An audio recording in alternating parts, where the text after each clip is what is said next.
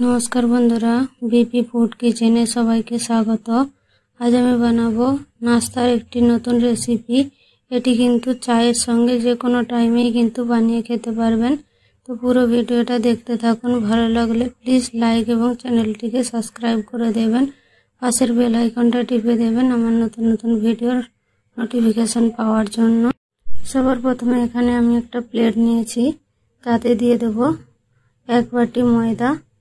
আপনারা চাইলে এটা আটা দিয়েও কিন্তু করে নিতে পারেন। এবারে হাফ চামচ এখানে দিচ্ছি লবণ আর দিচ্ছি এখানে ময়ানের জন্য তেল। এবারে এটাকে ভালো করে মেখে নেব। দেখুন মাখাটা আমার এরকম হয়েছে, মুঠো করলে কিন্তু মুঠো হয়ে যাচ্ছে। এবারে আমি এটাকে অল্প অল্প জল দিয়ে একটা ডো বানিয়ে নেব। বেশি এখানে কিন্তু নরম করেও মাখানো চলবে না, আর বেশি শক্ত করেও কিন্তু মাখানো চলবে না। মিডিয়াম রাখতে হবে, রুটির যেমন আটা হয় ঠিক সেই রকম। এবারে এটাকে ঢাকা দিয়ে রেস্টে রেখে দেব। এবারে এখানে নিয়েছি কয়েকটা সিদ্ধ করা আলু, যেটাকে ম্যাশ করে নিয়েছি। এবারে আমি দিয়ে দিচ্ছি তাতে পেঁয়াজ কুচি,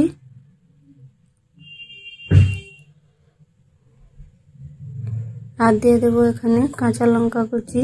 ঝালটা আপনাদের যেমন খাবেন সেরকম বুঝে দিয়ে দেবেন। এবারে দিয়ে দেবো এখানে ধনেপাতা কুচি।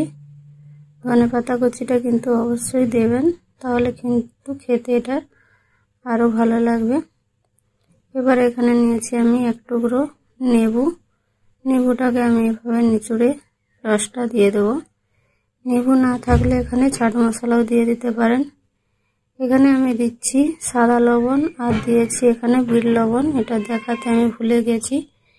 এবারে দিয়ে দিচ্ছি এখানে ভাজা জিরের গুঁড়ো হাফ চামচ, আর দিচ্ছি সামান্য পরিমাণে লাল লঙ্কার গুঁড়ো। এবারে এগুলোকে ভালো করে একসাথে মিক্স করে নেব।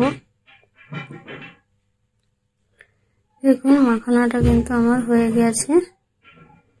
এবারে হাতের সাহায্যে এগুলোকে একটা একটা বল বানিয়ে নেব। এইভাবে সবগুলো কিন্তু আমি রেডি করে আগে থেকেই এখানে রেখে দেব, তাহলে কিন্তু পরে এটা আমার দিতে সুবিধে হবে। এবারে আমি সবগুলো বানিয়ে নিয়েছি দেখুন এইভাবে। এবারে যে ময়দাটা মাখিয়ে রেখেছিলাম সেই ময়দাটা ঢাকাটা খুলে নেব।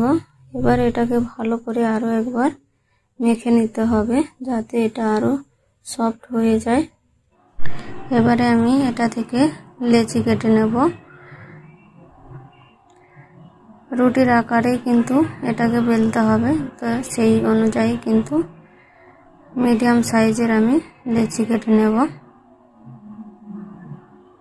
সব লেচিগুলো আমার কাটা হয়ে গিয়েছে। এবারে এগুলোকে গোল পাকিয়ে নেব রুটি বানানোর মতো। সবগুলো আমার গোল পাকানো হয়ে গেছে। এবারে একটা রুটি নিয়ে শুকনো ময়দায় দিয়ে এটাকে আমি বেলে নেব। দেখুন এইভাবে। এই রুটিটার কিন্তু ধারগুলো একটু পাতলা রাখতে হবে, আর মাঝখানটা একটু মোটা রাখতে হবে। আমার রুটি বেলা হয়ে গেছে। এবারে যে আলুর পুরটা তৈরি করেছিলাম সেটা এইভাবে মাঝখানে দিয়ে দিতে হবে। দিয়ে একটু ভালো করে আমি চামচের সাহায্যে এটাকে শেপ দিয়ে দিলাম। দেখুন এইভাবে। এতে কিন্তু দেখতে সুন্দর লাগছে, আর এটা বানাতেও সুবিধা হবে।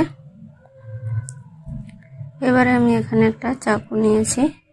চাকুর সাহায্যে আলুর সাইড থেকে একটু ছেড়ে এটাকে এইভাবে কেটে নিতে হবে। দেখুন এইভাবে। দেখুন সবগুলো আমি কেটে নিয়েছি। এবারে একটা একটা করে এইভাবে উঠিয়ে একটার উপর একটা লাগিয়ে দিতে হবে। এটা কিন্তু বানাতে খুবই সহজ এবং খেতে কিন্তু খুবই টেস্টি হয়। বাচ্চাদেরকেও কিন্তু এইভাবে বানিয়ে দিলে বাচ্চারা দেখেই কিন্তু এটা খেতে চাইবে। তো আপনারা বাড়িতে অবশ্যই একবার বানিয়ে খাবেন। দেখুন আমার এটা কিন্তু পুরো রেডি হয়ে গেছে। এইভাবে আমি সবগুলো বানিয়ে নেব। সবগুলো আমার বানানো হয়ে গেছে। এবারে আমি এগুলোকে ভেজে নেব। এখানে কড়াই তেল হালকা করে গরম করে নিয়েছি। এটা কিন্তু বেশি তেল গরম করলে চলবে না।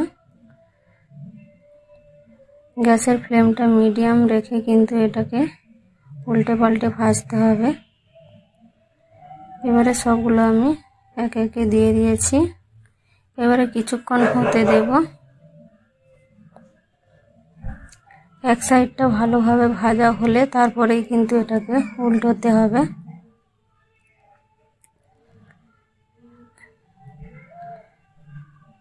গ্যাসের ফ্লেমটা কিন্তু এখানে মিডিয়ামই রাখতে হবে। হাই ফ্লেমে কিন্তু এটা ভাজলে ভিতরটা কাঁচা রয়ে যাবে। মিডিয়ামে রেখে এটাকে আমি ভেজে নেব। এক সাইডটা আমার হয়ে গিয়েছে। এবারে আমি এগুলোকে উল্টে দেব।